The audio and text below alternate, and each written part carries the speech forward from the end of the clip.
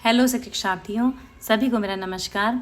और आज हम इस वीडियो में देखेंगे कि जो हमें खेल कूद सामग्री के लिए स्पोर्ट्स ग्रांट हमें प्राप्त हुई है TFMS के द्वारा 23-24 में, उसका उपभोग कैसे करना है, क्या हमें दिशा निर्देश दिए गए हैं, उनका अनुपालन हमें किस तरीके से करना है, कैसे खरीदना है, ये सब हम इस वीडियो में देखेंगे। तो हमारे जो प्राथमिक विद्यालय हैं उसमें हमें 5,000 की धनराशि प्राप्त हुई है और जो हमारे उच्च प्राथमिक विद्यालय हैं उसमें 10,000 की धनराशि प्रति विद्यालय प्राप्त हुई है।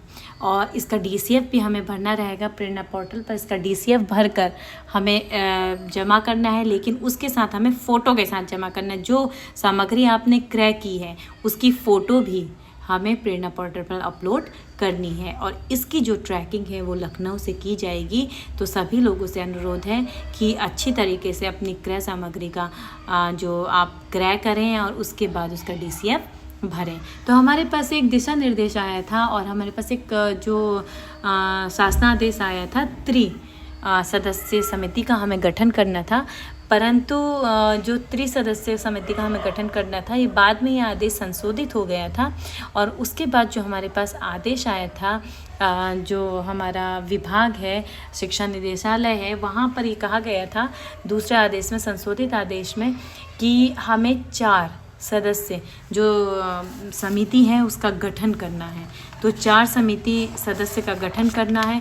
तो वो उस जो आदेश है उसमें सब दिया गया था कि किस तरीके से हमें समिति का गठन करना है, समिति में कौन कौन हमारे सदस्य रहेंगे।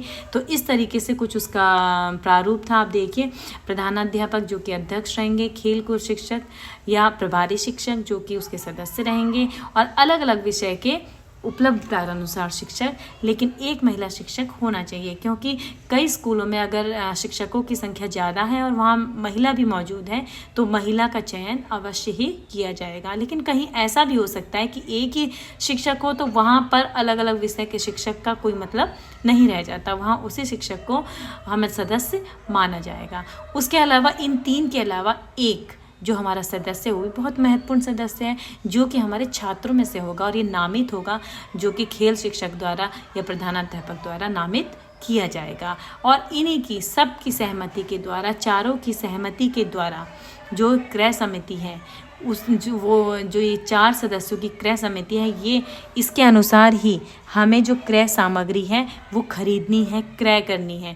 और ये जो आदेश है इसमें सभी के अलग अलग उत्तरदायित्व दिए गए हैं, जो कि हमारे देखिए जिलाधिकारी महोदय के जो उत्तरदायित्व हैं ये भी हैं। उसके बाद जनपद स्तर पर अलग उत्तरदायित्व हैं, उसके बाद हमारे विकास खंड स्तर पर अलग उत्तरदायित्व हैं। लेकिन हमारे सबसे महत्वपूर्ण क्या है, हमारा विद्यालय। और विद्यालय स्तर पर या कस्तूरबा गांधी बालिका विद्यालय के स्तर पर भी हमारे उत्तरदायित्व इस शासना आदेश में दिया गया है। और ये भी कहा गया है कि जो भी क्रय सामग्री होगी, खरीदी गई क्रय सामग्री होगी खेलकूद की, उसके लिए संपूर्ण जिम्मेदारी हमारे प्रधानाध्यापक की होगी। उसके बाद ये जो शासना आदेश, इसमें ये भी आगे दिया गया है कि देखिए कि खेलकूद गतिविधियों का आयोजन भी विद्यालय स्तर पर या फिर संकुल स्तर पर जनपदवार किया जाएगा। और दिशा निर्देश दिए गए हैं कि किस तरीके से खेलकूद जो आयोजन है वो किया जाएगा और किस तरीके से बच्चों को खिलाया जाएगा, क्योंकि हमारा एक अभियान है खेले भी और खिले भी, उसके अंतर्गत हमें ये जो स्पोर्ट्स ग्रांट है ये दी जा रही है। अब हमारे लिए सबसे महत्वपूर्ण है हमारी जिम्मेदारियां, तो हम उस पर आ जाते हैं कि परिषदीय विद्यालय कस्तूरबा गांधी बालिका विद्यालय स्तर पर क्रय की गई खेलकूद सामग्री की गुणवत्ता एवं उपलब्धता हेतु संबंधित प्रधानाध्यापक वार्डन पूर्णतः उत्तरदायित्व होंगे।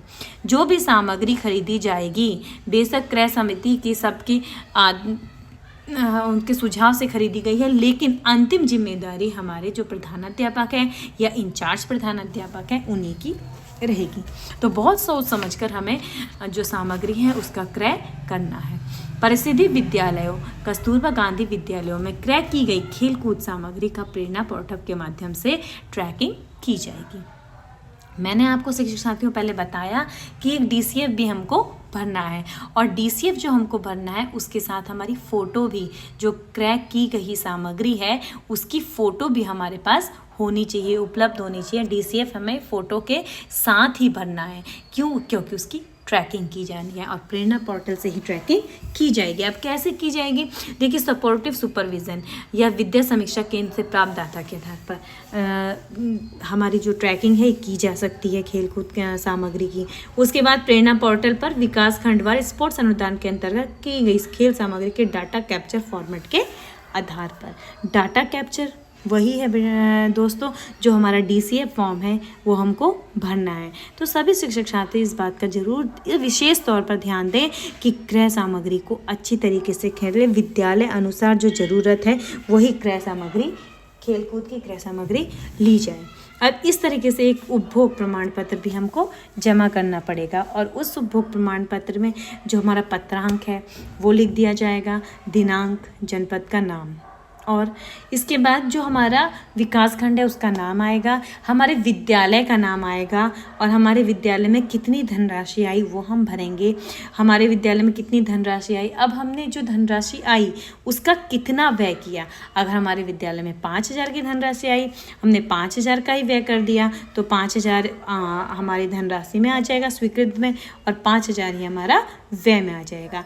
इस प्रकार से हमें एक उपभोग प्रमाण पत्र भी अपने जो हमारे विकास खंड है वहाँ तक पहुँचाना है और फिर विकास खंड स्तर पर सारे विद्यालयों का समेकित एक इस तरह का एक उपभोग प्रमाण पत्र भरा जाएगा। और उसके बाद कुल व्यय जो हमारा क्या बचा, उसके बाद जो हमारा व्यय हो गया, व्यय के बाद हमारा कितना अवशेष बचा वो भी हमको भर देना है और सब खर्च हो गया तो हमें निल भर देना है।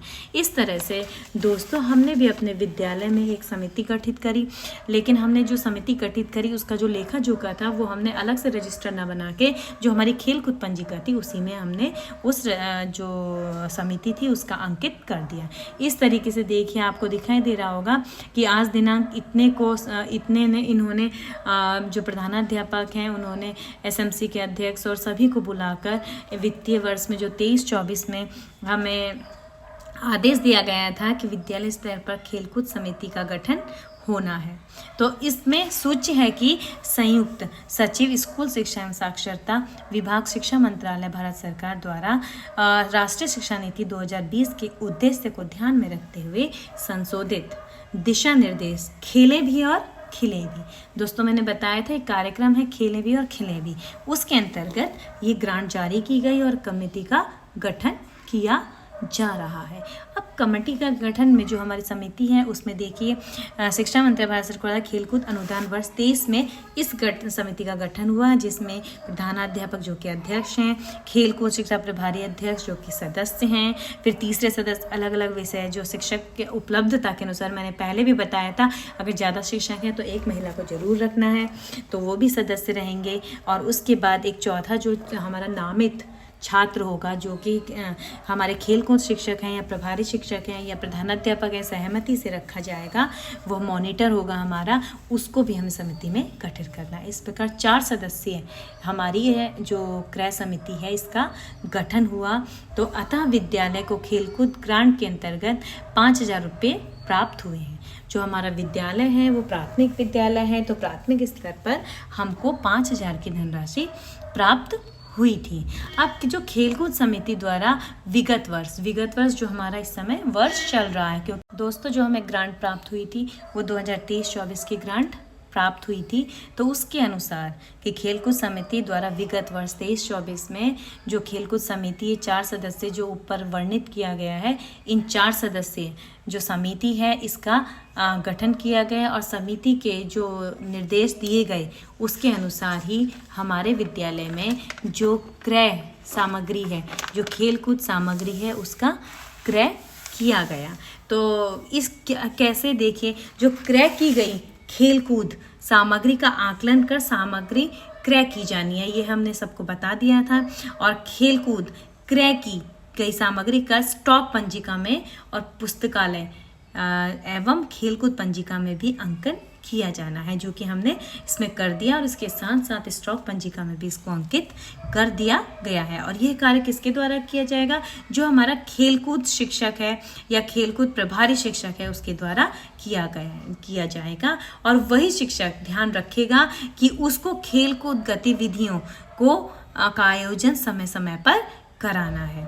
एसएमसी के उपस्थित सदस्यों द्वारा शिक्षकों को संपूर्ण जानकारी देने के पश्चात समिति का गठन किया गया और यह गठन हम सभी को जानकारी दी गई। उसके बाद सबके दिशा निर्देशानुसार ये गठन हमारे विद्यालय में किया गया। अब उसके बाद हमें एक और लिखना है उसमें कि जो हमारे बेसिक शिक्षा विभाग है उसको, कि हमारे जो विद्यालय है उसमें 5,000 की धनराशि खेलकूद अनुदान के रूप में हमें प्राप्त हुई थी, जिसका उपभोग बच्चों एवं शिक्षक की राय के अनुसार खेल सामग्री का क्रय किया गया या उपभोग किया गया। तो इस तरह का एक जो पेपर वो है स्टेटमेंट हम उसमें लिखेंगे, अंकित करेंगे, क्योंकि हमें बताना पड़ेगा कि हमारे विद्यालय में कितनी धनराशि आई थी, क्योंकि नहीं पता आने वाले को कि कितनी धनराशि आई थी, तो हमें उसका स्पष्ट जो भी धनराशि हमारे विद्यालय को प्राप्त हुई थी उसको अंकित करना है। और इसके साथ साथ ही देखिए दोस्तों, जो आपने क्रय की है सामग्री उसकी एक लिस्ट भी आप इसके नीचे ही चस्पा कर दें, क्योंकि जिस आइटम को आपने खरीदा है उसकी लिस्ट अगर उसमें ये चस्पा कर देंगे तो जो सपोर्टिव सुपरविज़न के लिए हमारे पास आएंगे उनको पता रहेगा कि ये सब हमारे विद्यालय में खरीदा गया और ये हमारे मानक अनुसार है या नहीं है। तो दोस्तों, आप मुझे सुनने के लिए बहुत बहुत धन्यवाद और पसंद आया हो तो लाइक और सब्सक्राइब जरूर करिएगा। Thank you.